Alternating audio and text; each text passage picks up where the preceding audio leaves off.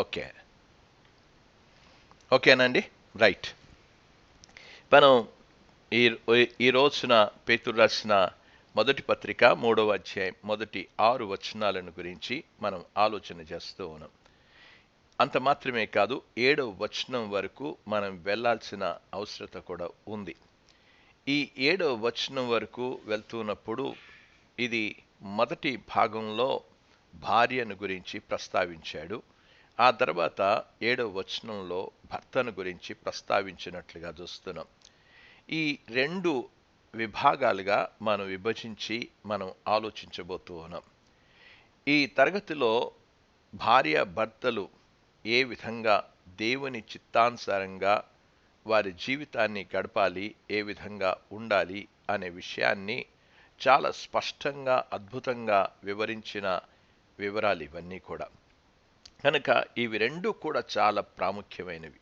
అందుకే దేవుడు ఈ రెండుటిని కూడా మనకు లిఖించి ఉంచాడు. అసలు మనం ఏదన్నా ఈ ప్రపంచంలో the best counselling book marriage గురించి ఉన్నది అనంటే కేవలం బైబిల్ మాత్రమే ఉంది. ఈ లోకంలో ఏ పుస్తకాలు కూడా ఇవ్వలేని పుస్తక సమాచారాన్ని ఈ బైబిల్ ఇవ్వడం జరిగింది.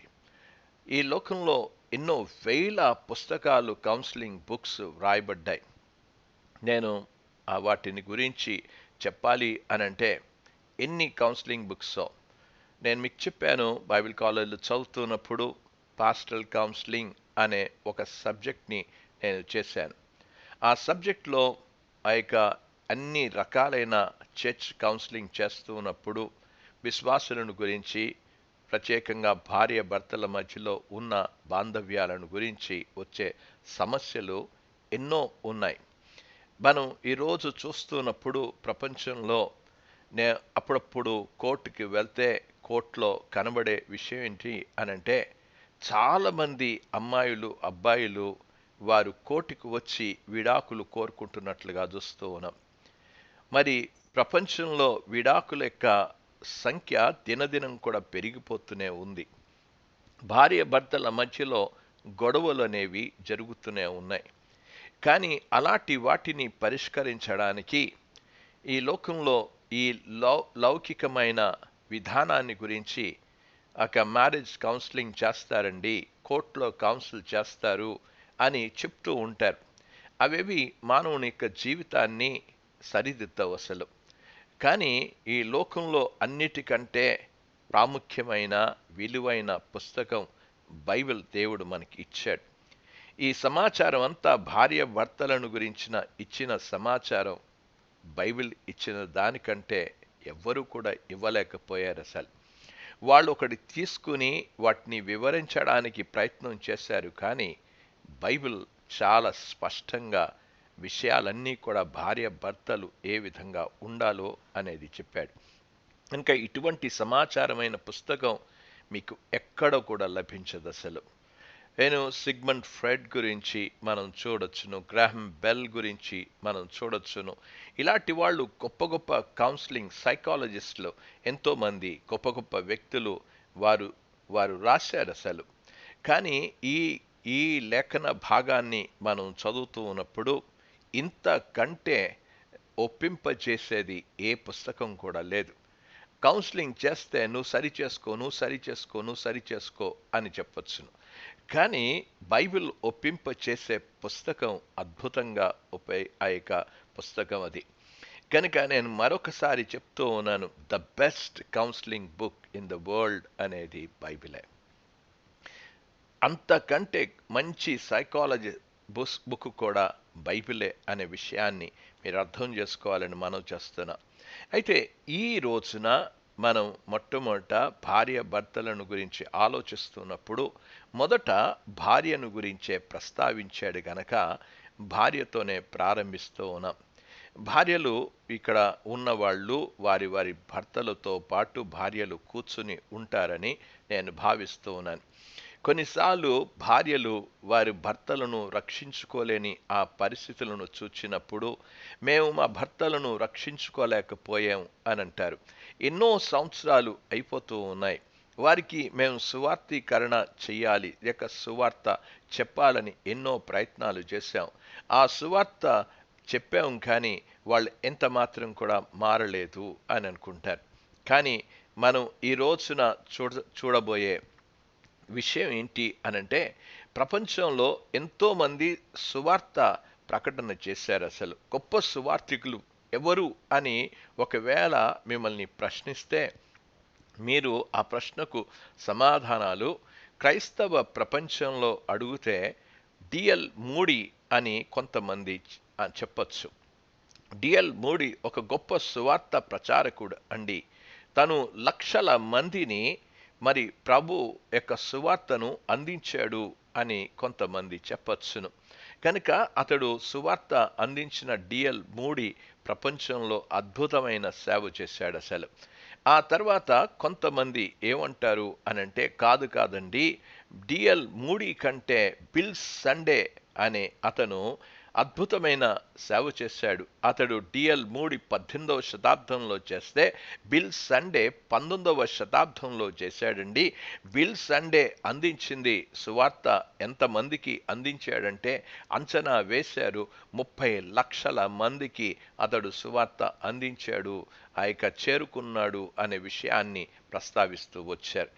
ఇంకా మనం ఆలోచన చేస్తూ ఉన్నప్పుడు, నేను నాకు తెలిసిన వరకు ఈ 20వ శతాబ్దానికి వచ్చినప్పుడు కల్లా, లేకపోతే ఇక 20వ శతాబ్దానికి ముందు, లేకపోతే 19వ శతాబ్దానికి చివరిలో కానీ, ఇప్పుడు ఉన్న 20వ శతాబ్దంలో కానీ, మనకి ఈ ప్రపంచంలో ప్రఖ్యాతిగాంచిన సువార్థికుడు ఎవరు అనంటే డిఎల్ మూడీ కాదండి, బిల్ సండే కాదండి, బిల్లీ గ్రామ్ అని చెప్పేవాళ్ళు ఉన్నారు.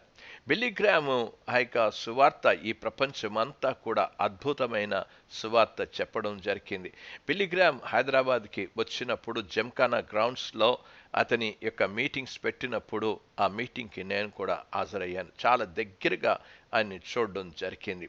కనుక బిల్లీ గ్రామ్ చేసిన అద్భుతమైన సేవ, అతను అందించిన ఈ ఎంత మందికి సువార్త అందించాడు అనంటే 1000 మందికి అందించాడు. అతను కొరియాకి, సౌత్ కొరియాకి వెళ్ళినప్పుడు దాదాపు 10 లక్షల మంది ఒక దగ్గర చేరి వారు దేవుని వాక్యాన్ని విన్నట్లుగా చూస్తున్నాం. లక్షల మంది, మనం 1000 మంది కూడా కాదు, లక్షల మందికి సువార్త అందించిన వ్యక్తి. బిల్లీ గ్రామ్ ప్రోగ్రామ్స్ చాలా అద్భుతంగా, డిసిషన్ అనే ఒక చక్కని మ్యాగజైన్ కూడా వస్తుంది. కనుక అతడు చాలా అద్భుతమైన సువార్థికుడు చేశాడు. అయితే నేను చెప్పేది అనంటే, ఇక డిఎల్ మూడీ కాదు, బిల్ సండే కాదు, బిల్లీ గ్రామ్ కాదు, వీరందరూ కూడా యేసు వైపు మళ్లించడానికి దేవుడు వారందరినీ ఉపయోగించాడు. కానీ ఒక్క మాట లేకుండా, ఏ మాట పలకకుండా, ఏ సువార్త కరపత్రాన్ని ఇవ్వకుండా లక్షలాది మందిని ప్రభావితం చేసే ఏకైక స్త్రీ అనే విషయాన్ని గుర్తుపెట్టుకోవాలి. ఎలాగ చేస్తుంది? ఆమె చేసే సువార్తీకరణ అద్భుతమైన సువార్త. ఈ ప్రపంచంలో ఎవరు చెయ్యలేని శక్తివంతమైన సువార్తీకరణ చేయగలిగింది స్త్రీ. ఈ రోజున ఆ విషయాన్ని గురించే నేను ఈ విషయాన్ని చెప్తూ ఉన్నాను.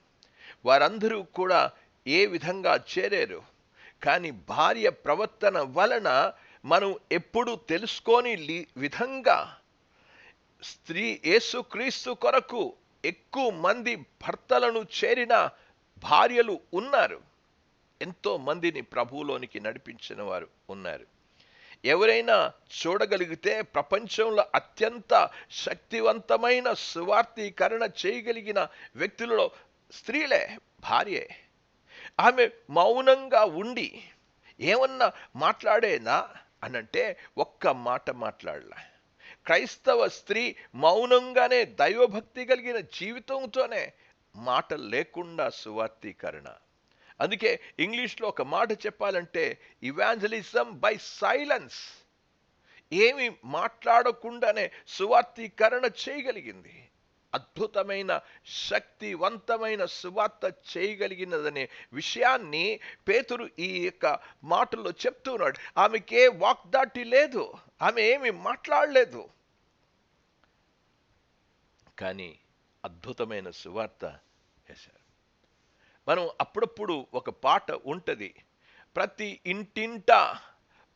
ఇంటింట తలుపు తట్టి సువార్తీకరణ చెయ్యాలని పాట పాడుకుంటాం. యెహోవా విట్నెస్ వాళ్ళు వెళ్ళి ఇంటింట తట్టి, తలుపు తట్టి వారు యెహోవా విట్నెస్ గురించి మాట్లాడుతూ ఉంటారు. మనం అలాగే చెయ్యాలా? వెళ్ళి కరపత్రాలు పట్టుకుని వీధిలో సువార్త చెప్పాలా అనంటే ఏమీ చెప్పనవసరం లేదన్నాడు. దయచేసి అర్థం చేసుకోవాలి, ఈయన సువార్తీకరణకు వ్యతిరేకి అని చెప్పడం లేదు. నేను వ్యతిరేకి కాదు. గ్రామాలు తిరిగాం, పల్లెల్లో తిరిగాం, గడప ఎక్కి సువార్త చెప్పాం. ఈ విజయనగరం, శ్రీకాకుళం జిల్లాల్లో చిన్న కుక్కిటి గ్రామాల్లో. ప్రియమైన వారరా, కానీ మౌనంగానే ఉండి ప్రపంచాన్ని సువార్తీకరణ చేయగలిగిన శక్తి భార్యకే ఉంది. అది ఈ వచనాల్లో చెప్తున్న విషయం. ఈ లేఖన భాగానికి మనం వచ్చినప్పుడు భార్య భర్తల యొక్క వివాహ దాంపత్య జీవితాన్ని గురించి దేవుడు పర్యవేక్షిస్తూ ఉన్నాడు. భార్య తన భర్త పట్ల ఎలాగ ప్రవర్తిస్తుందో దేవుడు చూస్తూ ఉన్నాడు. భర్త తన భార్య పట్ల ఎలాగ ప్రవర్తిస్తున్నాడో దేవుడు చూస్తూ ఉన్నాడు. ఇలాంటి సందర్భాన్ని దృష్టిలో ఉంచుకునే దేవుడు ఇదంతా కూడా లిఖించి రాయించాడు, దైవ ప్రేరేపణ చేత రాశాడు. ఈ విషయాలు అర్థం చేసుకుంటే దేవుడు చూస్తున్నాడు నా కుటుంబ జీవితాన్ని, భార్య భర్తల మధ్యలో ఉన్న సంబంధాన్ని దేవుడు చూస్తున్నాడు అనేది మనకు అర్థమవుతే మనల్ని ఎంతో ఆదరింపబడతాం, ఓదార్పబడతాం. ఈ సందర్భంలో ఒక క్రైస్తవ స్త్రీ క్రైస్తవ పురుషుణ్ణి వివాహం చేసుకున్న సందర్భమా? ఒకవేళ వివాహం చేసుకున్న తర్వాత ఆమె పరివర్తన చెందిందా? లేకపోతే వివాహం చేసుకున్న తర్వాత భర్త పరివర్తన చెందాడా? ఇక్కడ మనం గమనిస్తున్నప్పుడు, అటువలే స్త్రీలారా మీ స్వపురుషులకు లోబడి ఉండుడి, అందువలన వారిలో ఎవరైనను వాక్యమునకు అవిధేయులు. వారి గురించి మాట్లాడుతూ ఉన్నాడు. వారు భయముతో కూడిన మీ పవిత్ర ప్రవర్తనను చూచి వాక్యము లేకుండానే తమ భార్యల నడవడ వలన రాబట్ట అని ఆ విషయాన్ని చెప్పాడు. రాబట్టబడవచ్చును. ఈ విషయాలను గురించి చెప్తూ ఉన్నప్పుడు, ఒకవేళ విశ్వాసి అవిశ్వాసిని చేసుకుందా, లేకపోతే విశ్వాసి దేవుని వాక్యాన్ని ఎరగని వ్యక్తి, లేకపోతే సరి అయిన వ్యక్తి కాదా? ఇవన్నీ కూడా కూర్చుని మనం ఆలోచన చేస్తూ ఉన్నప్పుడు, ఆ దినాలలో వారంతా కూడా అరేంజ్ మ్యారేజెస్ జరిగేవి. ఎవరు పడితే వాళ్ళు వెళ్ళి ప్రేమించి పెళ్లి చేసుకున్న సందర్భాలు కావు. ఒకవేళ మీకు కనబడితే అలాగా పెళ్లి చేసుకుని ప్రేమించి పెళ్లి చేసుకున్న సందర్భాలలో వారి కుటుంబ జీవితాలు సరిగ్గా లేవు. గ్రంథంలో మీరు గమనిస్తున్నప్పుడు, ఓ రోజు చర్చిలో ఈ విషయాన్ని చెప్పాను. ప్రేమించి పెళ్లి చేసుకున్న విధానం బైబిల్ విధానం కాదు. అరేంజ్ మ్యారేజెస్, దేవుని చిత్తాన్ని తెలుసుకొని దేవుడు ఏర్పాటు చేస్తున్న వివాహాలు క్రైస్తవ వివాహాలు. ఇక్కడ జరిగిన విషయం ఏంటంటే, ఏమైనా ఒకవేళ ఆమె విశ్వాసి, ఒక దైవ నియమాలు ఎరిగిన వ్యక్తి, ఇప్పుడు భర్త వాక్యానికి అవిధేయుడుగా ఉన్నాడు, అలాంటి వాళ్లను ఎలాగ తీసుకురావాలి? ఒక చక్కని ఫార్ములా ఈ పేతురు రాసిన పత్రికలో దేవుడు రాసి ఉంచాడు. ఒక మంచి ఫార్ములా ఇచ్చాడు.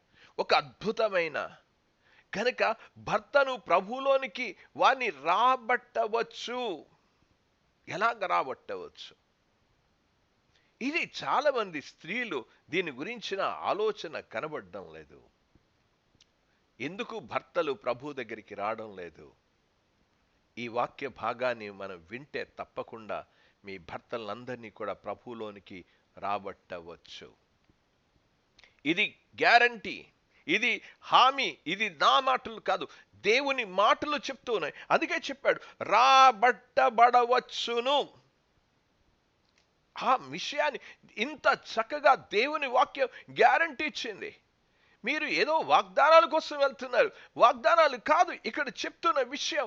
మీరు మీరు మీ జీవిత విధానం బట్టి రాబట్టవచ్చు. ఇప్పుడు భార్యకు ఒక ప్రధానమైన సవాలు, ఎవరికి లోబడి ఉండాలి అనంటే అక్కడ చెప్పాడు మీరు మీ స్వపురుషులకు అనే విషయాన్ని చెప్పాడు. ఎవరికి లోబడి ఉండాలో? మీ భర్తలకు లోబడి ఉండండి. భర్త తనను అంతకంటే ఎక్కువగా ఏమి అడగడం లేదు. ఒక పాస్టర్ ఒక చర్చిలో పరిచర్య చేస్తున్నప్పుడు ఆ పాస్టర్ గారు ఆ చర్చిలో ఉన్న ఎల్డర్స్, పరిచారకులు, డీకన్స్ వాళ్ళందరికీ ఒక విషయాన్ని చెప్పాడు. ఆ విషయం ఏంటి అనంటే, మీరు పరిచర్యలో పాల్గొవాలి అనంటే మీరు తప్పకుండా ఆదివారము వారం మధ్యలో మిడ్ వీక్ ప్రేయర్స్ సర్వీస్ జరుగుతూ ఉంటే ఆ సర్వీస్కి రావాల్సిందే అని చెప్పాడు. రాకపోతే మీరు పరిచర్యలో పాల్గొవద్దు అని అన్నాడు.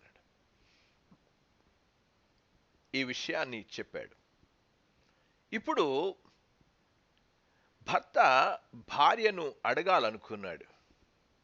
ఏమని అడగాలనుకున్నాడు అనంటే, మనం ఈ పరిచర్యలో ఉండాలి అనంటే వార మధ్యలో మిడ్ వీక్ ప్రేయర్స్ జరుగుతున్నాయి కదా, ఆ మిడ్ వీక్ ప్రేయర్స్లో మనల్ని రమ్మని పాస్టర్ గారు చెప్పారు. ఇప్పుడు ఎలాగా అడగడానికి భార్యను అడగడానికి భర్తకు చాలా భయం కలిగింది. ప్రార్థన కోడికలకు రమ్మని చెప్పలేని ఆ యొక్క చెప్పాలి, రమ్మని చెప్పాల్సిన ఆ స్థితిలో తను లేడు. ఇప్పుడు ఏం చేయాలి? ఒకవేళ భర్త అడుగుతాడు, అడిగినప్పుడు అది బలవంతం కాకూడదు. నువ్వు రావాలి తప్పకుండా. మీరు ఈ వచనాలను 7వ వచనంలో తర్వాత మనం చూద్దాం వాటిని గురించిన వివరాలు. ఇప్పుడు ఇష్టపూర్వకంగా లోబడి వెళ్ళడం అనేది చాలా ప్రాముఖ్యం. ఇష్టపూర్వకంగానే, ఏదో వెళ్ళడం కాదు, ఇష్టపూర్వకంగా. ఈ వచనాన్ని గురించి మనం చూస్తూ ఉన్నప్పుడు బలవంతంగా లోబడ్డం కాదు, సో బై ఫోర్స్, ఇష్టపూర్వకంగా, స్వచ్ఛందంగా. ఎందుకు లోబడాలి? దేవుడు భర్తకు ఒక హోదా ఇచ్చాడు. దేవుని యొక్క వాక్యంలో భార్యకు శిరస్సు భర్త అని చెప్పాడు. కనుక దేవుడు ఒక ర్యాంక్స్ ఇచ్చాడు. నేను ఇంతకు ముందు కూడా చెప్పాను. ఆ యొక్క తిమోతికి రాసిన మొదటి పత్రికలో 2వ అధ్యాయంలో ఆ విషయాలను, నేను పురుషుని మీద అధికారము ఇవ్వను అని చెప్పుకుంటూ వచ్చాడు స్త్రీలకు. ఇప్పుడు ఒక ర్యాంకు ఉంది, ఆ ర్యాంక్కి లోబడాల్సిందే. అయితే లోబడ్డం గురించి మనం ఆలోచన చేస్తూ ఉన్నప్పుడు చూడండి, దేవుని యొక్క వాక్యంలోనికి వెళ్దాం. 5వ వచనంలో, అటువలే పూర్వము దేవుణ్ణి ఆశ్రయించిన పరిశుద్ధ స్త్రీలను తమ స్వపురుషులకు లోబడి ఉండుట చేత అనే విషయాన్ని, తమ పురుషులకు లోబట్ట చేత తమను తాము అలంకరించుకొనిరి. లోబడ్డం వలన ఆ వచనాన్ని చెప్తున్నాడు. ఎలాగా? ఎవరికో, ఏ పురుషులకో లోబడమని చెప్పడం లేదు. ఇక్కడ లోబడ్డం మీ స్వపురుషులకు అనే విషయాన్ని, మీ స్వపురుషులకు లోబడి ఉండండి అని చెప్పాడు. వారు ఎవరిని ఆశ్రయించారు అనంటే ఇక్కడ చెప్తూ ఉన్నాడు. చూడండి, దేవుని యొక్క వాక్యంలో దేవుణ్ణి ఆశ్రయించిన వారు దేవుడే మా నిరీక్షణ. ఇక దేవుడు మా నిరీక్షణ, దేవుడు మా ఆశ. వారి ఆశ అంతా కూడా భర్తల మీద కాదు, వారి నిరీక్షణ భర్త మీద కాదు, ఆశ్రయం భర్త మీద కాదు. అక్కడ బాగా గమనించాలి. దేవుణ్ణి ఆశ్రయించిన వారు దేవుణ్ణి ఆశ్రయించారు. దేవుడు ఆశ్రయిస్తే ఎవరి మీద పెట్టాలి? భర్త మీద కాదు. మీ నిరీక్షణ అంతా దేవుని మీదనే ఉండాలి. మీ పరిస్థితి ఏదైనా సరే, మీరు ఎల్లప్పుడూ కూడా మీ భర్త మీద కాదు, మీ తల్లిదండ్రుల మీద కాదు, దేవుని మీద నిరీక్షణ పెట్టాలి. బిల్లీ గ్రామ్ భార్య రూత్ గ్రహాం అనేది. బిల్లీ గ్రామ్ అమోఘమైన ప్రపంచమంతా కూడా సువార్త చేశాడు. ఎంత బిజీ మ్యాన్! అతడు చాలా సులభంగా దొరికే వ్యక్తి కాదు, సులభంగా ఉండే వ్యక్తి కూడా కాదు. It's a very tough man. Billy Graham ఎప్పుడూ కూడా నిత్యము కూడా అక్కడికి ఇక్కడికి వెళ్తున్న వ్యక్తి. అతన్ని సమీపించడమే చాలా కష్టం, చాలా కష్టం. రూత్ గ్రహాంని అడిగారు, వాళ్ళు ఒక ప్రశ్నను అడిగారు. రూత్ గ్రహాంని, ఏంటి అసలు నీ నీ యొక్క నీ యొక్క దాంపత్య జీవితం యొక్క విధానం ఏంటి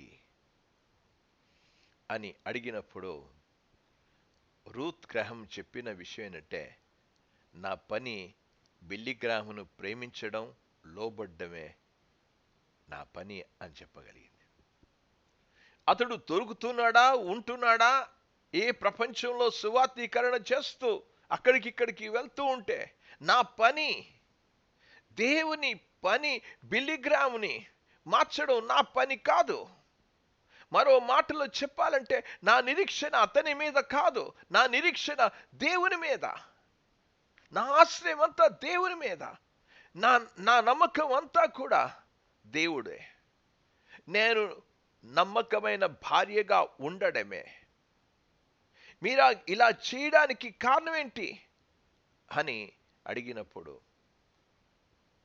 దేవుడు వాటిని చూసుకుంటాడు అని చెప్పినాడు. దేవుడు చూసుకుంటాడని నేను నమ్ముతూ ఉన్నాను. దేవుడు ఒక రోజున నాకు ప్రతిఫలం ఇస్తాడని నా నిరీక్షణ అని చెప్పడం జరిగింది. కాబట్టి భార్యలైన వారు భర్తలకు విధేయులుగా ఉండమని ఎప్పుడూ బలవంతము కూడా భార్యలకు చేయకూడదు. అసలు చెప్పడం అనేది కాదు, డిమాండ్ చేయకూడదు. పురుషులు కోరుకునేది డిమాండ్తో కూడిన విధేయత కాదు. ఒక స్త్రీ ఇష్టపూర్వకంగానే ఎంచుకొని విధేయత చూపి లోబడ్డమే. ఈ రకమైన విధేయత చూపడం అనేది ఇది మనం ఆ యొక్క స్త్రీల ముందు ఉంచబడింది. ఇష్టపూర్వకంగా లోబడ్డమే ఎంచుకోవాలి. నువ్వు ఒక క్రైస్తవ భార్య అయితే ఈ సూత్రాలు, ఈ నియమాలను అనుసరిస్తే నువ్వు దేవుని యొక్క కృపా అనుగ్రహాన్ని తప్పకుండా పొందుతావు. ఈ సందర్భాన్ని, ఈ విషయాలను ప్రస్తావించడానికే ఇక్కడ విషయాలు చెప్పాడు. నేను మొట్టమొదటి నుంచి చెప్పాను, నువ్వు దేవుని కృప ప్రతిబింబించే సందర్భంలోనే ఈ విషయాలన్నీ కూడా చెప్పాడు. ఎప్పుడైతే ఒక భార్య తన భర్తకు లోబడ్డం చేత ఆమె దేవుని కృప అనుగ్రహం పొందడం మాత్రమే కాదు, పరలోకంలో ఆవిడికి సమృద్ధి అయిన బహుమానంతో కూడిన ప్రతిఫలం కూడా పొందుతుంది. ఆమె ప్రార్థనలకు జాబు దొరుకుతుంది. ఆ ఎంపిక ఆమెది, ఆ నిర్ణయం తను తీసుకోవలసిన నిర్ణయం. నా భర్తకు నేను లోబడి ఉండడం అనేది, లోబడి జీవించడం. నేను ఇక్కడ కూడా చెప్పేది మీ అందరినీ కూడా బలవంతంగా లోబడి మాత్రం చెప్పడం లేదు నేను. మీరు ఎందుకు లోబడాలి, ఎందుకు మేము కేవలం వాక్యాన్ని మాత్రమే మీకు చూపిస్తూ ఉన్నాం. నేను మిమ్మల్ని డిమాండ్ చేయడం లేదు. ఇష్టపూర్వకంగా స్వచ్ఛందంగా ఎంచుకోవడం, నిర్ణయించుకోవడం అది మీది. ఎందుకు చెప్పాను అనంటే, దేవుని కృపను ప్రతిబింబించడానికి, దేవుని కృపా అనుగ్రహాన్ని పొందడానికి లోబడమని చెప్తూ ఉన్నాను. నువ్వు మార్చలేవు. నా పని నేను చేయగలిగితే దేవుడు తన పని చేస్తాడు. అది నీ ఇష్టం, నీ కుటుంబ విషయం. అది దేవుని యొక్క వాక్యంలోనికి వెళ్దాం. అసలు ఈ మాటలు నేను ఈ కృప అనుగ్రహాన్ని ఎలా పొందగలవు, ఏంటి పొందుతావు? దేవుని యొక్క వాక్యంలో ఎన్ని రావచ్చు, ఎన్నో ఎన్నో కష్టాలు, ఎన్నో బాధలు. దేవుని కృపను పొందాలి అనంటే, పోయిన వారమునే మనం ఆలోచించాము, గత క్లాస్లో ఆలోచించాము. 2వ అధ్యాయం 20వ వచనంలో, మీరు సహించిన ఎడల అది హితమగును. మీరు సహించిన ఎడల అది హితమగును అని చెప్పాడు. దేవుని వాక్యం చాలా స్పష్టంగా మనం చూస్తూ ఉన్నాం. ఏ జరుగుతుంది, ఆ కృపను గురించి చెప్పిన విషయాన్ని గురించి ప్రస్తావిస్తూ ఉన్నాడు. అది హితమగును. ఇది ఒక పరీక్ష. ఇది ప్రతి విశ్వాసికి, ప్రతి స్త్రీకి ఒక పరీక్ష. ఇవేవో పరీక్షల గురించి పేతురు రాసిన మొదటి పత్రికలో 1వ అధ్యాయం 7వ వచనంలో, నశించిపోవు సువర్ణము అగ్ని పరీక్ష వలన శుద్ధపరచబడుచున్నది కదా, దానికంటే అమూల్యమైన మీ విశ్వాసము ఈ శోధనల చేత పరీక్షకు నిలిచినదై యేసుక్రీస్తు ప్రత్యక్షమైనప్పుడు మీకు మెప్పును మహిమయు ఘనతయు కలుగుటకు కారణమగును. దేవుడు ఏమొస్తుంది? ఈ ప్రశంసలు వస్తాయి. ఇది భార్య చేస్తే భార్యకు వస్తుంది, భర్త చేస్తే భర్తకు వస్తుంది. దేవుని యొక్క ప్రశంస. ఆ ప్రశంసలు అందుకోవడానికి మనం లోబడాలి తప్ప బలవంతంగా కాదు, డిమాండ్ చేస్తే కాదు, స్వచ్ఛందంగా. ఈ వాక్య సారాంశం అంతా కూడా మనం చదువుతూ ఉన్నప్పుడు, స్త్రీలు భర్తకు వినయపూర్వకముగా, మృదువుగా, సున్నితంగా, నిశ్శబ్దంగా, మౌనంగా లోబడ్డమే దేవుని కృపను ప్రదర్శించాలని స్త్రీలకు ఇక్కడ ఆజ్ఞాపిస్తున్నట్లుగా చూస్తున్నాం. అలాగ లోబడినప్పుడు దేవుడు పరలోకంలో దేవుడు గౌరవిస్తాడు. భూలోకంలో దేవుడు ఆమెను బలంగా వాడుకుంటాడు కూడా. అపోస్తలుడైన పేతురు గ్రీకు తత్వశాస్త్రం, గ్రీక్ ఫిలాసఫీ, ఆ తర్వాత రోమన్ ఫిలాసఫీ, అలాంటి ఫిలాసఫీతో కూడిన ప్రపంచంలో ఈ పుస్తకాన్ని రాస్తూ ఉన్నాడు. గ్రీకు, రోమా అనే ఈ 2 వ్యవస్థలు భార్య తమ భర్తలకు విధేయత చూపించాలి అని బోధిస్తాయి. కానీ వాస్తవం ఏంటంటే, అలాగ చేసిన స్త్రీలు చాలా అరుదుగానే ఉన్నారు. అవి వారి బోధిస్తాయి, గ్రీక్లో బోధిస్తాయి. గ్రీక్ ఫిలాసఫీ చెప్తుంది, రోమన్ ఫిలాసఫీ కూడా చెప్తుంది. అలా లోబడ్డం చాలా అరుదు. అయితే వాస్తవానికి వారు ఉన్న ప్రపంచం అంతా కూడా చూస్తూ ఉంటే అది లోబడమనే చెప్తూ ఉంది. క్రైస్తవ భార్య లోబడ్డానికి ఒక భిన్నమైన కారణం ఉంది. గ్రీక్ లాగా, రోమి యొక్క ఫిలాసఫీ లాగా కాదు. అది మ్యాన్స్ వరల్డ్, అది మానవ ప్రపంచంలో చెప్పబడిన విధానం అది. కానీ క్రైస్తవ స్త్రీలు ఉండే విధానం అనేది ఇట్స్ ఎ గాడ్స్ వరల్డ్. ఇది ఆమె ఉన్న ప్రపంచమే భిన్నమైన ప్రపంచం. ఆ భిన్నమైన ప్రపంచంలో ఆమె ఉంటుంది విశ్వాసి. అందుకే చెప్పాను, మనం పరదేశులము, యాత్రికులము. మనం ఇక్కడ చెందిన వాళ్ళం కాదు. మనం పరలోకానికి చెందిన వాళ్ళం. మనం ఈ కొంతకాలమే మనం ఇక్కడ ఉంటాం. ఈ విషయాన్ని మనం గ్రహించాలి. అది గ్రహించి ఈ బాంధవ్యాన్ని గురించి ఏ విధంగా ఉండాలో ఇక్కడ చెప్పాడు. స్త్రీ యొక్క పని ఏంటంటే మౌనంగా విధేయతతో జీవితాన్ని గడిపినప్పుడు ఒక మంచి మాదిరిగా ఉంటే ఆమె శాశ్వతమైన బహుమతి వైపు ప్రయాణం చేస్తుంది అని అర్థం చేసుకోవచ్చు. మనం ఈ లేఖన భాగానికి వెళ్ళక ముందు మొట్టమొదట మనం గ్రామర్ని చూడాలి. వ్యాకరణ అంశాలను చూడాలి. మనం ఎలా చదవాలి బైబిల్. ఈ సమస్యను ఈ లేఖన భాగానికి వెళ్ళి మనం భార్యలారా మీ భర్తలకు, మీ స్వపురుషులకు లోబడి ఉండుడి అని చెప్పిన దాన్ని మనం వ్యాకరణ పరముగా వాటిని మనం పరిష్కరించాలి. దానికి 3 వ్యాకరణ అంశాలు ఉన్నాయి ఇక్కడ. ఆ అంశాలను గురించి మనం చూద్దాం. మొట్టమొదట అంశం ఏంటి అనంటే ఏమని ఉపయోగించాడు. ఇప్పుడు దయచేసి బైబిల్ని చూడాలని నేను మనవి చేస్తున్నాను.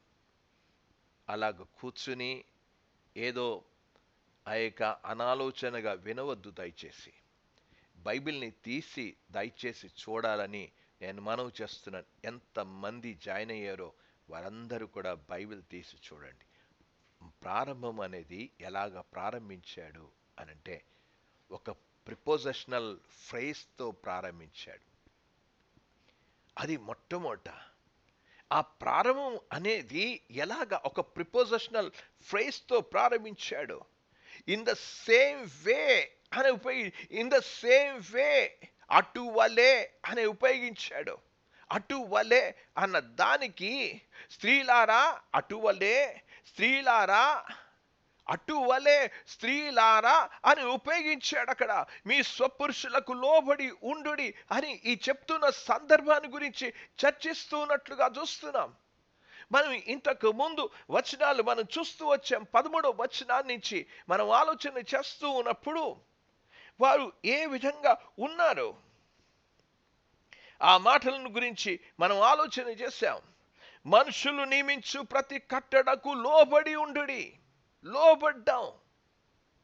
మనుషులు నియమించు ప్రతి కట్టడలు, రాజు నియమించు కట్టడలకు, రాజు నియమించిన అధికారికి, ముష్కరులైన యజమానులకు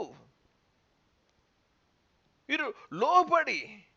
అంటే మనం ఒక సమాజంలో లోబడాలి, మనం ప్రభుత్వంలో లోబడాలి, ఒక రాజ్యంలో లోబడాలి, ఉద్యోగంలో లోబడాలి. లోబడు. మనుషులు నియమించిన ప్రతి కట్టడకు లోబడు అనే విషయాన్ని, లోబడు అనే విషయాన్ని, అంశాన్ని ప్రారంభించి 3వ అధ్యాయానికి వచ్చాడు. అటువలే అని ఉపయోగించాడు. అంటే ఆ లోబడే వైఖరిని గురించి మాట్లాడుతున్నప్పుడు ఏమని మాట్లాడాడు? మనం గ్రీకు పదజాలంలో మనం చూస్తున్నప్పుడు వారు బానిసలుగా ఉన్నారు యజమానుల దగ్గర. ముష్కరులైన మీ యజమానులకు పూర్ణ భయముతో లోబడి ఉండుడి. ఏంటి? ఒక మంచి గౌరవంతో కూడిన లోబడి ఉండడం అనేది ఉపయోగించాడు. ఇక్కడ కూడా అదే చెప్పాడు. ఏమన్నాడు? అటువలే.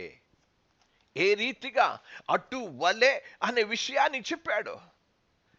పైగా లోబడ్డం అనే విషయాన్ని గురించి చాలా అద్భుతంగా చెప్పాడు. ఎలాగ లోబడాలి? ఆ లోబడ్డం అనేది అలాగ లోబడ్డం చేత అది హితమగును. ఏమన్నాడు? హితమగు, సహించినడలా అది హితమగును. ఆ మాటలు మీరు గమనించాలని మనం చేస్తూ ఉన్నా. లోబడి ఉండుడి.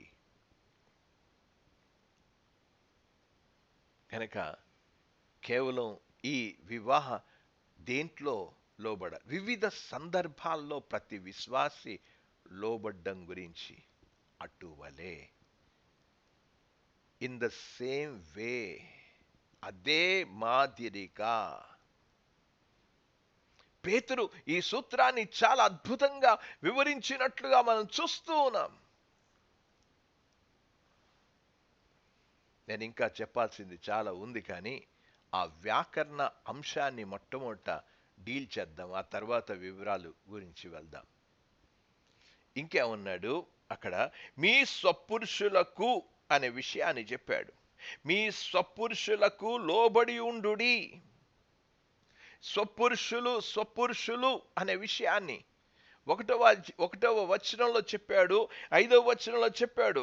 అటువలే మీ తమ స్వపురుషులకు నేను మొత్తం 6 వచనాలకు అవగాహనను మొట్టమొదట రండి, ఆ వాక్య అవగాహనలోనికి రండి. అక్కడ చెప్పాడు స్వపురుషులకు అంటే 2 సార్లు ఇక్కడ వ్యాకరణ అంశం కనబడుతుంది. ఎవరికి లోబడాలి? స్వపురుషులకు అనే విషయాన్ని చెప్పాడు. ఇది తమ భర్తలకు లోబడడం గురించి చెప్పాడు, నొక్కి చెప్పాడు. క్రైస్తవ భార్య తన సొంత వివాహంలో తన భర్తకు లోబడి ఉండడం గురించి చెప్పాడు. ఆ విషయాన్ని గురించి మాట్లాడుతూ వచ్చాడు. బయట కాదు లోబడడం, తల్లిదండ్రులు కాదు ఇక్కడ లోబడ్డం. వివాహం అయిన తర్వాత నీ భర్తకే నువ్వు లోబడాలి. అందుకే చాలాసార్లు కూడా నేను పెళ్లి ప్రసంగాలు చేస్తూ ఉన్నప్పుడు ఏదన్నా అడిగితే మా నాన్న అడిగి చేస్తాను, మా అమ్మని అడిగి చేస్తాను అని చెప్పేవాళ్ళని ఎప్పుడు పెళ్లి చేసుకోకూడదు. వారు ఏదైనా సరే వాళ్ళే నిర్ణయించుకోవాలి. అందుకే వాక్యాన్ని చదివించాలి, వాక్యాన్ని వారికి. ఇంకా మ్యారేజ్ కౌన్సిలింగ్ అనేది వివాహ ముందు చెయ్యాలి. ఏమీ చేయకుండా ఏదో చెప్పేసి నేను పాస్టర్కి లోబడమని చెప్పడం లేదు ఇక్కడ. పాస్టరు వివాహం అయిన తర్వాత పాస్టర్ గారు దూరకూడదు. అసలు చెప్పాల్సిన విషయం ఈ వాక్యాన్ని చెప్పండి. మీ స్వపురుషులకు లోబడి ఉండుడి. 2 విషయాలు 2 సార్లు 6 వచనాలలో నొక్కి చెప్పినట్లుగా చూస్తూ ఉన్నాం. వెలపల కాదు, వారు ప్రత్యేకంగా చెప్పాలంటే వ్యక్తిగతంగా ముఖ్యంగా లోబడి ఉండడం. భార్యలు ఏ పురుషులకు లోబడి ఉండాలి? బలవంతంగా కాదు, స్వచ్ఛందంగానే భర్తకు లోబడి ఉండడం అనేది. అది మనం గమనిస్తూ ఉన్నప్పుడు ఈ విషయాన్ని చాలా జాగ్రత్తగా ఆలోచించాలి. Inside the marriage, not out side the marriage. Inside the marriage, వివాహ బాంధవ్యంలోనే నీ స్వపురుషులకు లోబడి ఉండమని వాక్యం చెప్తూ ఉంది. 3వ వ్యాకరణ అంశం ఏంటి అనంటే, ఇది మిడిల్ వాయిస్ పార్టిసిపల్లో చెప్పబడింది. లోబడి, సబ్మిట్ అని ఉపయోగించాడు. అంటే స్వచ్ఛందంగా మౌనంగానే లోబడమని చెప్పాడు, బలవంతంగా కాదు. ఈ విషయాన్ని అర్థం చేసుకోవాలి. స్వచ్ఛందంగా, అది ఆమె నిర్ణయం. స్వచ్ఛందంగానే నేను ఈ లోకంలో ఒక స్త్రీగా తీసుకోవలసిన నిర్ణయం స్వచ్ఛందంగా. ఆమె ఆ చర్య వలన ఆమె పొందుతున్న ఫలితాలు గొప్ప ఆశీర్వాదాన్ని పొందుతుంది. దేవుని దగ్గర ఒక మంచి గౌరవాన్ని సంపాదించుకోగలదు. ఆ గొప్ప ఆశీర్వాదమునకు ఆమె వారసురాలుగా ఉండాలని దేవుడు కోరుకుంటూ ఉన్నాడు. ఈ 3 వ్యాకరణాలు అక్కడ కనబడుతూ ఉన్నాయి. ఆ వ్యాకరణంలో సబ్మిట్ అనే విషయాన్ని గురించి చెప్తూ ఉన్నప్పుడు, ఇది ఆ సబ్మిట్ అనే మాట, లోబడి ఉండడం అనే విషయాన్ని ఒక మిలిటరీ సైన్యానికి సంబంధించింది. హయ్యర్ ఆర్కీకి లేకపోతే హయ్యర్ ర్యాంక్కి లోబడి ఉండడం, హోదాకి, ఉన్నతమైన హోదాకి లోబడి ఉండడం. ఇక్కడ వివాహం సైన్యంలో అది లోబడి ఉండడం. అక్కడ బలవంతంగా లోబడాలి. లేకపోతే ఆ యొక్క అధికారి ఉగ్రతకు తీవ్రంగా ఎదుర్కోవాల్సి వస్తుంది. వివాహంలో అలా కాదు, స్వచ్ఛందంగా లోబడ్డాం. సంఘ చరిత్రలో మనం చదువుతూ ఉన్నప్పుడు ఈ విషయాలు పేతురు ఇంత అద్భుతంగా ఎలాగ రాయగలిగాడు. పేతురు చాలా, నేను మొట్టమొదట ఇంట్రడక్షన్ చెప్తున్నప్పుడు ఈజ్ అ టఫ్ రఫ్ వ్యక్తి అని చెప్పాను నేను. చాలా కఠినుడు, చాలా బలవంతుడు. చాలా చెప్పాలి అనంటే మీకు పేతురు గురించిన వివరాలు ముందు ఇచ్చాను. ఇంత కఠినుడుగా ఉండే వ్యక్తి, ఇంత భయంకరంగా ఉండే వ్యక్తి, దుడుకుగా ఉండే వ్యక్తి, ఇలాంటి వ్యక్తి ఎవరున్నారు అతనికి? ఒక విశ్వాసి అయిన భార్య ఉంది. పౌలు ఈ విషయాన్ని చెప్పాడు. పేతురులాగా మేము కూడా విశ్వాసి భార్యను వెంటబెట్టుకోవచ్చు. ఒక విశ్వాసి భార్య ఉంది. ఆ భార్య ఎలాగ ఇటువంటి టఫ్ రఫ్ మ్యాన్ని ఎలాగ లోబడగలిగింది, ఎలాగ ప్రదర్శించగలిగింది? పేతురు చాలా ఉద్రేకపరుడు అని చెప్పాను. అతని పాత్రను మనం చూస్తూ ఉంటే, మీరు సువార్తల్లో చదువుతూ ఉన్నప్పుడు ఆమె భార్య విశ్వాసి అయినా అని చెప్పాడు. ఒక దైవభక్తి కలిగిన స్త్రీ. ఇవన్నీ కూడా పేతురు చాలా జాగ్రత్తగా వీటన్నిటినీ కూడా అబ్జర్వ్ చేయగలిగాడు, గమనించగలిగాడు. ఆమెలో ఉన్న లక్షణాలు చూశాడు. ఇప్పుడు మనకు చెప్తూ ఉన్నాడు. తను అనుభవపూర్వకంగానే ఈ విషయాలన్నీ కూడా రాశాడు. అయితే మనం ఈ వాక్య భాగాన్ని చూస్తూ ఉన్నప్పుడు మనం చూడాల్సిన విషయం ఏంటంటే, ఇక్కడ 4 ప్రశ్నలు మనం ప్రశ్నించుకోవాలి.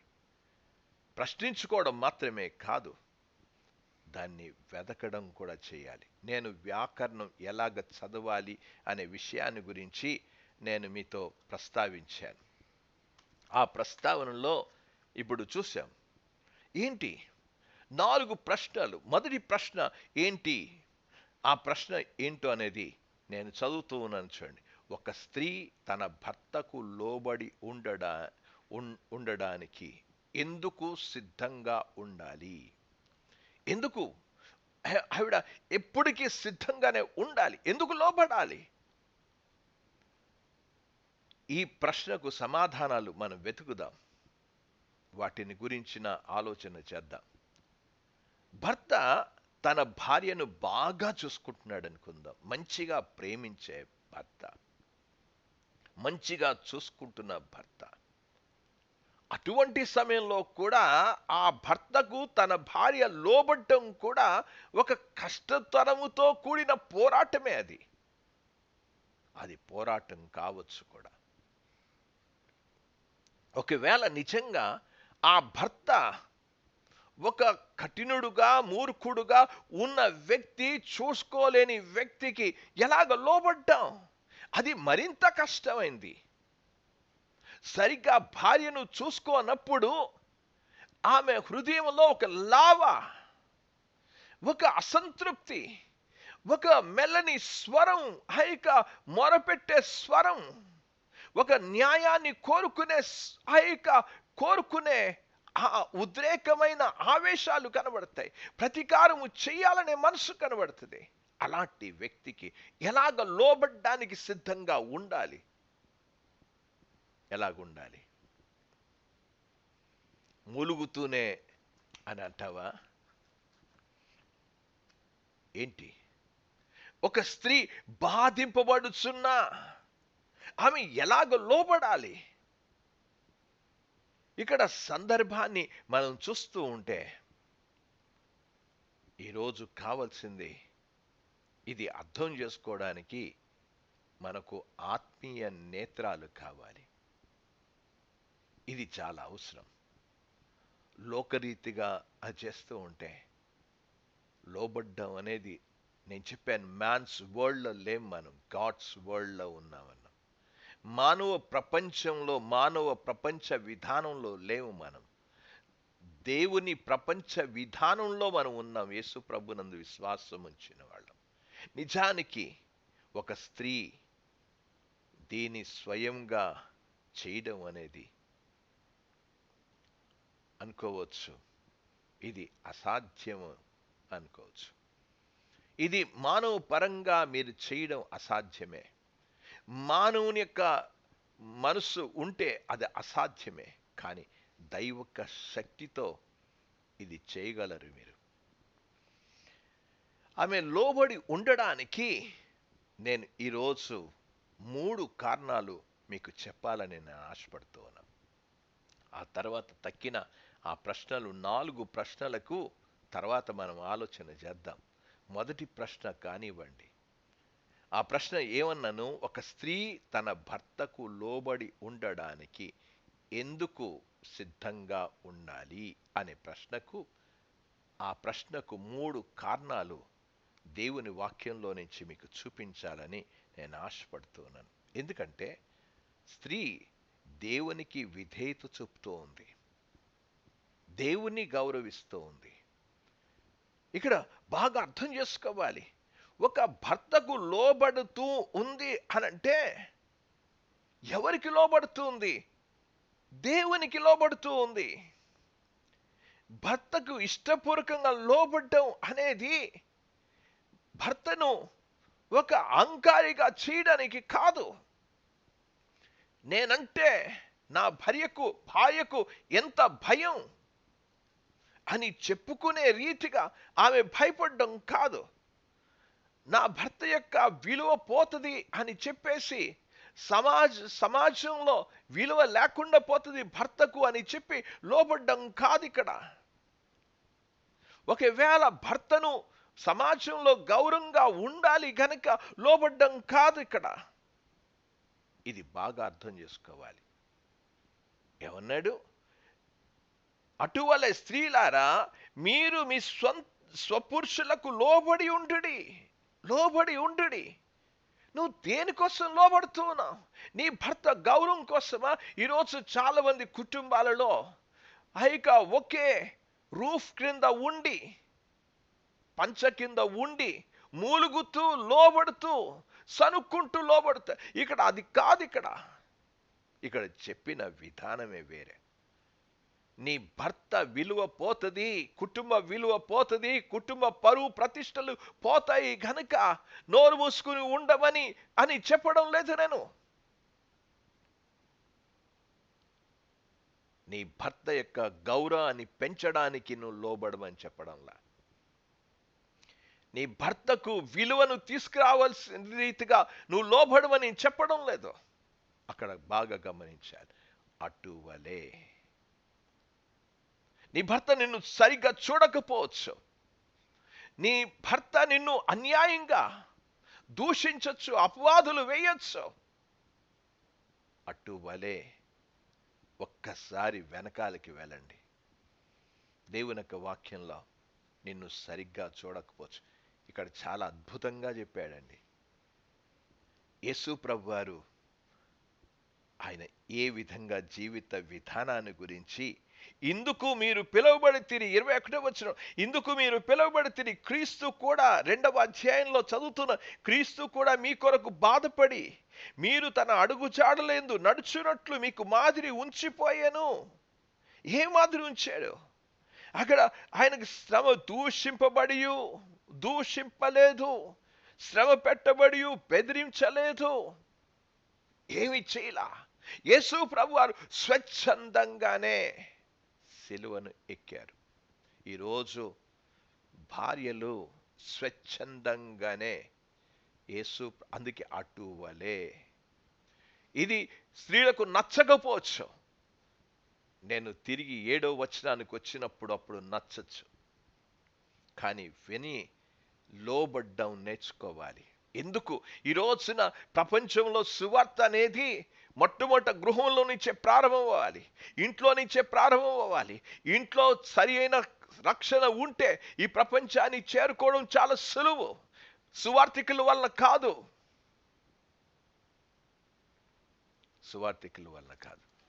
ఎందుకు సమర్పించుకోవాలి? ప్రభు సమర్పించుకున్నాడు. ప్రభు శిలువ ఎక్కాడు, ఇష్టపూర్వకంగా ఎక్కాడు, బలవంతంగా కాదు. ఆయన తోసుకుని వెళ్ళింది కాదు. ఆయన దూషింపలేదు, ఆయన శ్రమ పెట్టబడి బెదిరించలేదు. నీ సంగతి చూస్తా, నన్ను ఎలాగ చేశావో నేను కోటికి ఈడుస్తా అని చెప్పలేదు. అది భార్య చేయవలసిన పని. ఈ రోజున విడాకులు ఎందుకు? ఈ విడాకులు దేవుని వాక్యం ఎరగని క్రైస్తవ కుటుంబాల్లో విడాకులంటే సిగ్గుచేట అసలు. అందుకే దేవుని నామము అన్ని జనుల మధ్యలో దూషింపబడుతుంది. సువార్త సరిగా జరగకపోవడానికి అభ్యంతరాలు, ఆటంకాలు ఇవే. ఇది చాలా బాధతోనే నేను చెప్తూ ఉన్నా. నా హృదయంలో ఉన్న వేదనతోనే ఈ మాటలు చెప్తూ ఉన్నా. ఎందుకు బైబిల్ చదువుతారా? ఏ వైఖరితో ఆమె లోబడాలో, ఎలాంటి వైఖరి? అటువలే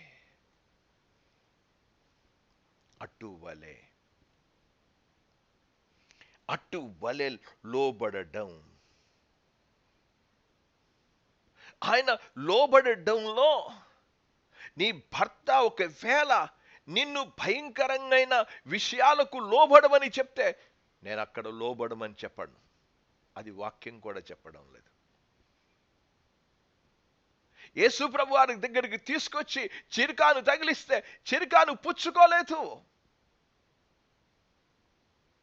తాగమని చెప్తే, ఒకవేళ దోచుకుందాం, బ్యాంకు దోచుదాం, ప్రజలను మోసం చేద్దాం, అనైతికంగా ప్రవర్తిద్దాం, చట్టాన్ని ఉల్లంఘిద్దాం అనంటే ఏ స్త్రీకి కూడా లోబడమని, భర్తకు లోబడమని చెప్పను నేను. ఈ రోజున స్త్రీలకి అసలైన కాన్సెప్టే పోయింది. ఎవరికి లోబడినట్లు లోబడాలి. అటువలే అని చెప్తున్నప్పుడు నువ్వు దేవునికి లోబడినట్లుగా నీ భర్తలకు లోబడు. దేవునికి లోబడుతూ ఉన్నావు. నీ భర్త దేవుని విషయాలలో తప్పిపోతే దానికి లోబడమని చెప్పను. ఒకవేళ భర్త విగ్రహారాధనకి రమ్మంటే నో, పూజకు రమ్మంటే నో. మనుషుల కట్టడలకు లోబడమని చెప్పడు. దేవుని వాక్యానుసారంగా విరుద్ధంగా ఉన్న ఏది కూడా లోబడమని చెప్పాను. దేవునికి మహిమ రానిది దేనికి లోబడమని చెప్పాను. లోబడ్డం ప్రభు నిమిత్తము లోబడుతూ ఉన్నాం. ఇది బాగా గుర్తుపెట్టుకోవాలి. ఈరోజు వాక్యానికి విరుద్ధంగా ఉన్నదానికి భార్యలను లోబడమని చెప్పాను. ఇక్కడ చెప్తున్న విషయం ఏంటంటే, ఎలాగ లోబడాలి? స్వచ్ఛందంగా లోబడ్డాం. మొదటి కారణం అది, స్వచ్ఛందంగా. అటువలే, యేసు ప్రభు వలే లోబడ్డాం. ఆ విధంగా లోబడితే, నేను చెప్పాను అది హితమగునని పైన విషయాలు చెప్పాడు. నువ్వు తప్పు చేసిన ఎడలా, సహించిన ఎడలా మీకేమి ఘనము? మేలు చేసి బాధపడినప్పుడు మీరు సహించిన ఎడలా అది హితమ. నువ్వు మంచిగా జీవిస్తూ, నీ భర్తకు నమ్మకంగా జీవిస్తూ, నీ భర్తకు అన్ని విషయాలలో సహకరిస్తూ లోబడి ఉంటే అది హితమవుతుంది. అక్కడ దేవుని యొక్క కృపా అనుగ్రహాన్ని పొందగలం. ఎందుకు లోబడాలి? రెండవ కారణం అక్కడ చెప్పాడు. ఎవనన్నాడు? దేవుని యొక్క వాక్యంలోనికి వెళ్దాం. ఎందువలన లోబడ్డం వలన. ఎందుకు లోబడుతున్నావు? నీ భార్యలను, నీ భర్తను రాబట్టుకోవడానికి లోబడుతున్నావు. దేనికోసం లోబడుతున్నావు? నీ భర్తను గెలవడానికి. నీ భర్తను గెలవడానికి వాక్యమునకు అవిధేయులుగా ఉంటున్న నీ భర్తలను రాబట్టుకోవడానికి లోబడు. ఎందుకు లోబడాలి? లోబడ్డంలో నువ్వు ఇన్ఫీరియర్ కాదు. ఇక్కడ లోబడ్డంలో ఇన్ఫీరియారిటీ కాదు. ఇక్కడ ఎందుకు లోబడుతున్నావు? నీ భర్తను సంపాదించుకోవడానికి, యేసుక్రీస్తు కొరకు గెలవడానికి. మార్చుకోవడానికి లోబడుతూ ఉన్నావు. నీ భర్తను ఒక మంచి వ్యక్తిగా నిలబెట్టుకోవడానికి లోబడుతున్నావు. రక్షించుకోవడానికి లోబడుతూ ఉన్నావు. క్రైస్తవుడిగా మారడానికి లోబడుతూ ఉన్నావు. నువ్వు అతని హృదయాన్ని చేరడానికి లోబడుతూ ఉన్నావు. ఈ సూత్రం ఇక్కడ చెప్పాడు. ఎందుకు సిద్ధంగా ఉండాలి? గెలవడానికి. ఒక భర్తను నువ్వు గెలవాలి అనంటే మొట్టమొదట నువ్వు మారాలి. నువ్వు మారకపోతే నీ భర్తను మారడు.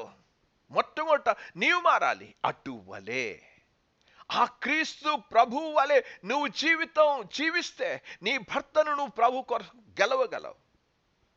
అంతేగాని ముందు మారకుండా నా భర్త మారాలి, ముందు నువ్వు మారు. నీ భర్తను రాబట్టు. నీ భర్తను మార్చుకోవాలంటే నువ్వు మారు. నువ్వు ప్రదర్శించు.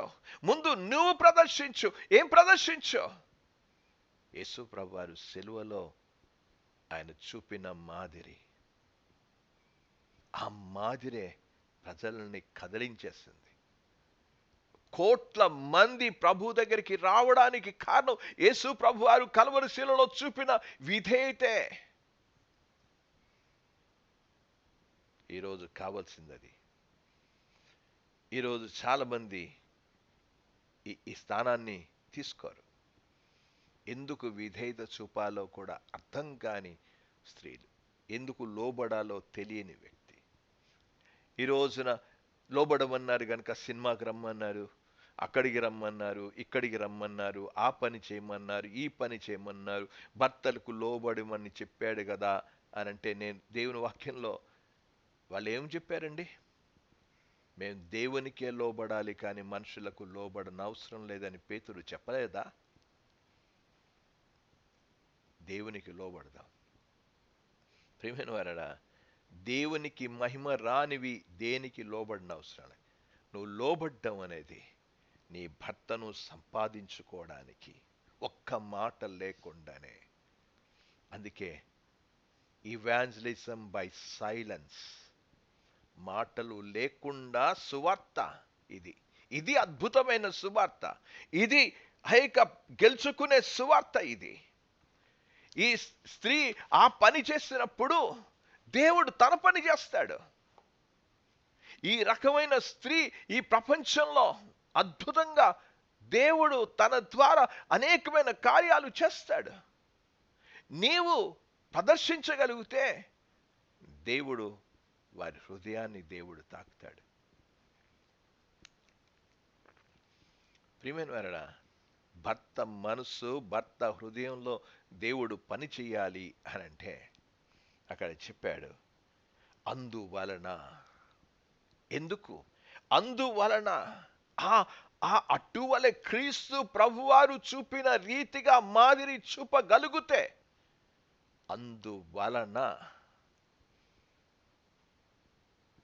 ఈరోజు వాక్యానికి లోబడరు. చర్చికి చాలామంది స్త్రీలు వస్తారండి, వారి జీవిత విధానం సరిగ్గా ఉండదు. బిల్లీ గ్రాహం గారు రాసిన ఒక వృత్తాంతాన్ని గురించి నేను మీకు చెప్పాలని నేను ఆశపడుతున్నాను. గతంలో కూడా మీకు చెప్పుండొచ్చును. ఒక స్త్రీ చర్చికి రెగ్యులర్గా వెళ్ళేది. ఆ యొక్క క్రమంగా వెళ్ళి దేవుని వాక్యం వినేది. దేవుని వాక్యం వింటున్నప్పుడు పాస్టర్ గారికి ఆవిడ చాలా శ్రద్ధ కలిగి చాలా పరిచర్య చేసేది చర్చిలో. పాస్టర్ గారికి చెప్పింది, పాస్టర్ గారండి, నా భర్త ఇంకా ప్రభునందు విశ్వసించలేదండి, మీరు వచ్చి సువార్త చెప్తే బాగుంటుంది అని ఆ స్త్రీ పాస్టర్ గారికి చెప్పడం జరిగింది. ఈవిడ ప్రతి వారం కూడా ఇలా చెప్పడంతో పాస్టర్ గారు సరే అని చెప్పి ఆ భర్త దగ్గరికి సైకిల్ తొక్కుకుంటూ భర్త దగ్గరికి వెళ్ళాడు. ఆ భర్త దగ్గరికి వెళ్ళి, అయ్యా, ప్రభువుని ఎందుకు నమ్మడం లేదయ్యా? నీ భార్య చర్చికి చాలా బాగా వస్తుంది, మంచి పరిచర్య చేస్తుంది, నువ్వు ఎందుకు నమ్మలేదయ్యా అని అడిగారు. నువ్వు ఎందుకు నమ్మలేదు అనంటే, వద్దొద్దు, నాకు యేసు ప్రభు వారు వద్దండి అన్నాడు. ఎందుకు వద్దంటున్నావు చెప్పయ్యా అంటే, యేసు ప్రభు నమ్ముకున్న వాళ్ళందరూ కూడా మహా కోపిష్ఠులైపోతున్నారు అని చెప్పాడు. ఎందుకు అవుతారయ్యా కోపిష్ఠులు అని ఆ పాస్టర్ గారు ఆ భర్తను అడిగారు. నా భార్య ప్రభువును నమ్ముకుంది, కానీ ఆమె ఎంత కోపిష్ఠురాలో, చాలా కోపిష్ఠురాలు అని చెప్పాడు. పాస్టర్ గారు చాలా సిగ్గుపడి ఆయన మళ్ళీ సైకిల్లో తొక్కుకుంటూ ఈవిడ దగ్గరికి వచ్చాడు. ఈవిడ దగ్గరికి వచ్చి, అమ్మా, నీ భర్త మారాలంటే నువ్వు మారాలమ్మా. నువ్వు మారకుండా నీ భర్త మారడు. నీ జీవిత విధానంలో నువ్వు ప్రదర్శించకుండా నీ భర్త మారడం సాధ్యం కాదు. అప్పుడు మొట్టమొదట ప్రభువుని నమ్ముకున్న వాళ్ళు ఎలాగుంటారు, వారి జీవిత విధానం ఎలాగుంటుందని వివరించుకుంటూ వచ్చాడు. అప్పుడు ఆమె తన కోపం అనే పాపాన్ని విడిచిపెట్టేసి చక్కగా ప్రార్థన చేసుకుంటుంది. ఆవేశాలన్నీ కూడా మానేసింది. భర్త ఇంకా ప్రభు దగ్గరికి రాలా. ఆవిడ ఆదివారం ఆరాధనకు వచ్చేది, దేవుని దగ్గర పశ్చాత్తాపడింది. ప్రభువా, ఈ కోపం అనే పాపము నుంచి నాకు సంపూర్ణమైన విడుదల దయచేయని ప్రార్థన చేసుకుంది. ఓ రోజున తన భర్త ఒక సెలవు దినమున ఆ యొక్క చేపలు పడదామని చెప్పి ఒక గాలములు, మనకి తెలుసు ఆ గాలం అనేది, ఈ ఒక కర్రకు ఒక తీగ కట్టి గాలం వేసి ఆ చెరువు దగ్గరికి కానీ ఆ గుంటల దగ్గరికి వెళ్ళి గాలం వేస్తారు. వేసి ఆ చేపలు పట్టుకుంటారు. అలాగే ఈ భర్త చేపలు పట్టడానికి వెళ్ళాడు. చేపలు పట్టుకుని ఆ సంచిలో వేసుకుని ఇంటికి వచ్చాడు వండుకుందామని. వస్తున్నప్పుడు ఆ కర్రలతో ఒకవైపు కర్రలు వెనకాల పెట్టుకుని అది వేసుకుని భుజం మీద వేసుకుని వస్తూ ఉన్నాడు. చేతిలో సంచి పట్టుకుని వస్తూ ఉండగా ఇంటికి వచ్చాడు. ఇంటికి వచ్చి లోపలికి వచ్చిన తర్వాత దాన్ని తలుపు వేద్దామని చెప్పి ఇలా తిరిగాడు. లోపలికి వెళ్ళిన తర్వాత తలుపు వేద్దాం అనగానే ఆ పైన ఉన్న అటక మీద ఉన్న గాజు సామానంతా కూడా కింద పడి అన్నీ పగిలిపోయాయి. ఇంకా అంతే. భర్త అనుకున్నాడు, ఈరోజు నా భార్య నన్ను బ్రతకనియదు అసలు అని చెప్పి అక్కడే ఉండిపోయాడు. అంతే. భార్య ఒక చివురు పట్టుకుని చాట పట్టుకుని వస్తూ ఉంది. ఇంకా అనుకున్నాడు, నా భార్య నన్ను చితకబాదేస్తుంది, ఇంకా తిట్టు తిడుతుంది అనుకున్నాడు. కానీ భార్య భర్తను ఒకటే విషయం చెప్పింది, గాజు పెంకులు గుచ్చుకుంటాయి, దయచేసి పక్కకి రండని చెప్పి అంతా ఊడ్చి ఆవిడ పడేసింది. చక్కగా చేపలు తీసుకొచ్చిన చేపలనంతటినీ కూడా మంచి కూర వండి పెట్టింది. ఆ భర్తకు పరిచర్య చేయడం ప్రారంభించింది. ఆ పరిచర్య ప్రారంభిస్తే భర్తకు చాలా అనుమానం వచ్చేసింది. నేను ఏమీ చేయకుండానే ఈ గయ్యాలిగా దెబ్బలాటకు వచ్చేసే నా భార్య ఏంటి మార్పు? ఈ మార్పు ఏంటి? అతను భోజనం చేసేసాడు. ఇప్పుడు కాదు, ఎప్పుడో ఒక రోజున నన్ను పూర్తిగా చాలా తిట్టేస్తుంది, నన్ను చాలా కోపగించుకుంటుంది అని చూస్తూ ఉన్నాడు. రోజులు గడుస్తూ ఉన్నాయి. గడిచిన ఏం మాత్రం కూడా ఆవిడ ఆ ప్రస్తావన చేయలేదు. అసలు ఆవిడ ఏమీ చెప్పలేదు. భర్తకు అనుమానం వచ్చేసింది. ఏంటి నువ్వు ఇంతకు ముందు భయంకరమైన కోపిష్ఠురాలుగా ఉన్న నువ్వు ఎలాగ మారిపోయావు? యేసుక్రీస్తు నా జీవితాన్ని మార్చాడు. నేనెన్నో సంవత్సరాలు చర్చికి వెళ్ళాను, కానీ నా హృదయాన్ని ప్రభుకి ఇవ్వలా.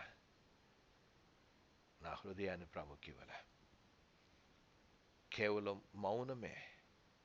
అప్పుడు భర్త అన్నాడు, నాకు ఇలాంటి ప్రభువే కావాలి. ఆ యొక్క ప్రేమ కలిగిన ప్రభు కావాలి. భర్త ప్రభు దగ్గరికి వచ్చాడు. ఈ రోజున ఇవాంజలిజం బై సైలెన్స్, మౌనంగానే సువార్తీకరణ, ఇంతకంటే అద్భుతమైన సువార్తీకరణ ఏమీ లేదు అసలు. మూడవ కారణం ఏంటి అనంటే, ఆమె ఎప్పటికీ గౌరవించే దైవికమైన వైఖరి కలిగి ఉండాలి. ఒకరోజు కాదు లోబడడం, ఒకరోజు కాదు లోబడడం. ఇది చూడండి, దేవుని యొక్క వాక్యంలో నేను చదువుతూ ఉన్నాను. 6వ వచనంలోనికి వెళ్దాం. ఎందుకు లోబడ్డానికి సిద్ధంగా ఉండాలి? ఆ ప్రకారమే ఏ ప్రకారం? ఆ ప్రకారమే ఆ రీజన్స్ ఆలోచించండి. అటువలే, అందువలన, ఆ ప్రకారము, ఆ విషయాన్ని, ఆ ప్రకారము, ఇవి చాలా ఇంపార్టెంట్.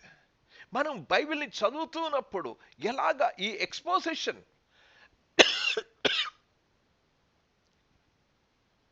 ఆ ప్రకారమే ఒక మంచి సూత్రం చెప్పాడు. ఏ సూత్రం అది? ఆ ప్రకారము శారా అబ్రహామును యజమానుడని పిలుచుచు అతనికి లోబడి ఉండెను. ఏంటి? ఎందుకు లోబడ్డాం? ఎందుకు సిద్ధంగా ఉండడానికి కారణం చెప్పాను నేను. ఎందుకు? ప్రేమైన వారనా, బైబిల్లో స్త్రీలను గురించి మాట్లాడుతున్నప్పుడు మనకి చాలామంది స్త్రీల గురించి, కానీ ఇక్కడ చెప్పిన స్త్రీలలో చెప్పాడు ఆ ప్రకారమే శారా అని ఉపయోగించాడు. ఎవరినో గురించి చెప్పలేదు, ఎవరెవరో గురించి చెప్పలేదు. శారాకు ఎంత గొప్ప పేరు! ఈరోజు బైబిల్లో మనం గమనిస్తున్నప్పుడు స్త్రీలను గురించి ప్రస్తావనలు చూస్తే మరియకు ఉన్న స్థానం, ఇక్కడ మరియకు ఉన్న స్థానంలోనే ఇక్కడ ఎవరి గురించి చెప్తున్నాడంటే శారా. మరియకు ఉన్న స్థానం వేరే, కానీ స్త్రీలలో శారా కంటే గొప్ప పేరు ఎవరికీ లేదు. ఈమె ప్రత్యేకంగా నిలుస్తూ ఉంది, నిలబడింది. ఆమె ఏమని పిలిచింది? ఎంత చక్కగా గౌరవించింది ఒక్కసారి ఆలోచించండి. ఆమె ఎలాగ పిలిచింది? అబ్బి అని పిల్లదు. ఇలా పిలడంలో తప్పు అని నేను చెప్పడం లేదు. ప్రేమతో పిలుచుకుంటే నీ భర్తని పిలుచుకో, కాదని చెప్పడం లేదు. అలాగ పిలద్దు అని అనడం లేదు. కానీ ఆవిడ ఇచ్చిన గౌరవం ఎలాగిచ్చింది? యజమానుడు. ఆ భక్తి, ఆ రెఫరెన్స్, ఆ గౌరవం, లార్డ్, మాస్టర్, ఆ రెఫరెన్స్ అనేది ఇవ్వగలిగింది. భర్తకు చూపించవలసిన విధేయత చూపించగలిగింది. అరే, ముగ్గురు యాత్రికులు వస్తే, వెళ్ళిపోతున్న వాళ్ళు వస్తే, అతిథులు వస్తే, ముగ్గురు దేవదూతలు వస్తే ఎంత పిండిని పిసకమని చెప్పాడు, ఎన్ని రొట్టెలు చేయమన్నాడు, ఎంత వంట చేయమన్నాడు. ఏంటి ఆ మధ్యాహ్న సమయంలో ఏం చేసింది ఆవిడ? అరే, ఆ శారాకు అప్పగించాను అనే మాట ఉంది. ఆమె ఎంత విధేయత చూపించింది. Master, lord. అందుకే ఏమని ఆ మాటలు మనం చదువుతున్నప్పుడు ఆ ప్రకారమే శారా అబ్రహామును యజమానుడని పిలుచుచు అతనికి లోబడి ఉండెను. మీరు యోగ్యముగా నడుచుకొనొచ్చు, ఏ భయమును బెదరకయు ఉన్న ఎడల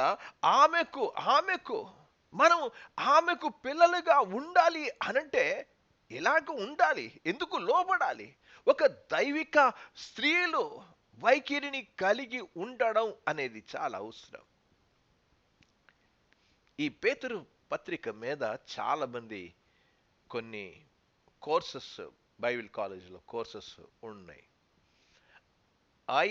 హార్వర్డ్ మార్షల్ అనే వ్యక్తి, ఆ టీచరు ఈ పేతురు రాసిన పత్రిక మీద బోధిస్తూ ఉన్నాడు. ఈ వాక్య భాగానికి వచ్చాడు. అందులో ఆ స్టూడెంట్స్‌లో చాలామంది వివాహం అయిన పురుషులు ఉన్నారు. వాళ్ళందరినీ అడిగాడసలు ఆ తరగతిలో ఉన్న వాళ్ళందరినీ కూడా. ఈ పాట అంశాన్ని మనం లిటరల్‌గా తీసుకుందామా అని అడిగాడసలు.